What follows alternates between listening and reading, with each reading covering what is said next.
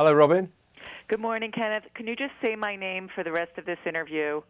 I love how you say Robin. I certainly can, Robin. Yes. Thank you. So tell me, did you ever meet Laurence Olivier or have a personal connection to him? I never met Laurence Olivier, but when I was 19 years old, I wrote to him. I found his address in a book called Who's Who of the Theatre, and after his hobbies, it listed his personal address in London. And so I wrote to it. He'd played a role that I was playing very unsuccessfully at drama school. He was the right age for it. I wasn't. I'd covered my hair in flour and was walking bent double to convey age, and that wasn't working. He said, "My advice is to have a bash and hope for the best." And I had that letter pinned up on my dressing room at the Royal Academy of Dramatic Art, where I was being bad in that play.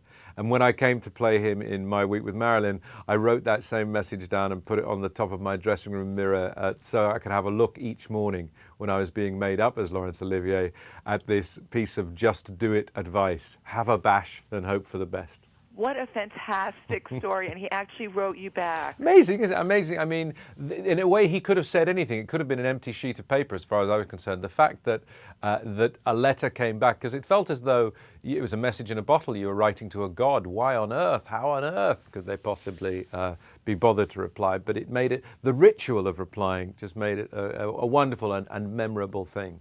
What was the name of the role that you had tried to take on? It was in Chekhov's play Three Sisters. It was a doctor, Dr. Chebutikin. He was about 60-odd, bit of a drunkard and very melancholy part as well. And I was just so utterly, utterly hopeless. And Olivier had been brilliant in a stage version and in a film version. It was the next film he directed after 16 years after The Prince and the Showgirl. He said that Marilyn had so broken him that he couldn't direct a film for another 16 years, and it turned out to be Three Sisters.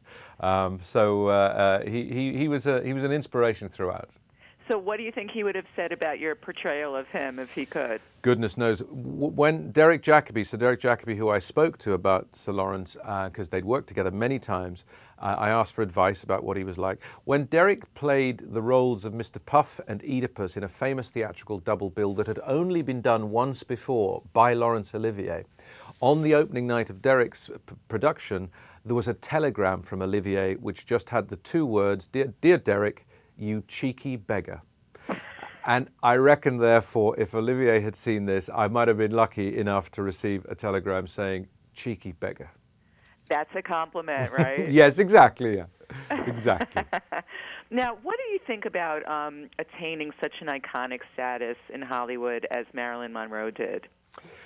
Well, it's an extraordinary place to be, and the construction that Norma Jean presented that was Marilyn Monroe, the look, the voice, the walk, the innocence and yet the knowingness, the sexiness and yet the normality, all of that was an amazing performance to create a screen persona that clearly worked for men and was fascinating for women.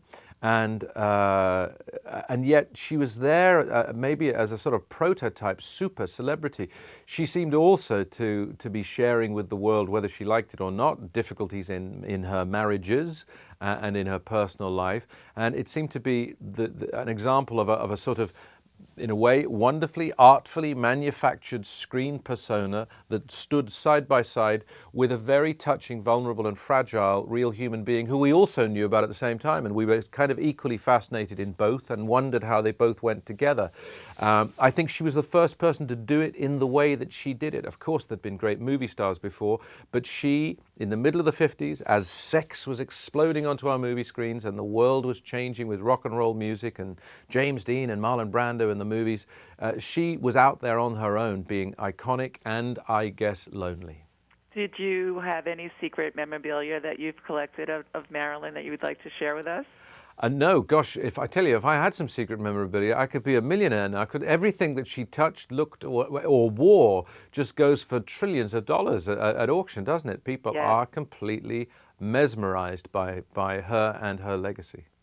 So what if, of anything in your own personal career, can you attribute to an iconic status that you might have experienced? So I'm not quite sure I follow that question. Have you experienced any sort of adulation like Marilyn has over the years in your own career? You will be astonished to know that I have not quite reached, at any point, the iconic status of Marilyn Monroe, and never likely to. There was a period when I made the first film as a director, when I was often very unfavorably compared to Sir Laurence Olivier, directing and acting in Henry V, where there was a level of media attention, I remember, which for that one brief shining moment, I thought, goodness me, maybe this is just a little scratch at the surface of what being somebody like Marilyn might have been, which is to have the world watching for a second everything you did. For me, it was they were watching for a second. For Marilyn, they were watching for a lifetime. Well, to me, you're a big star, and I'm a big fan, and happy holidays to you. Happy holidays to you, Robin. Thank you for joining us. Thank you. Bye.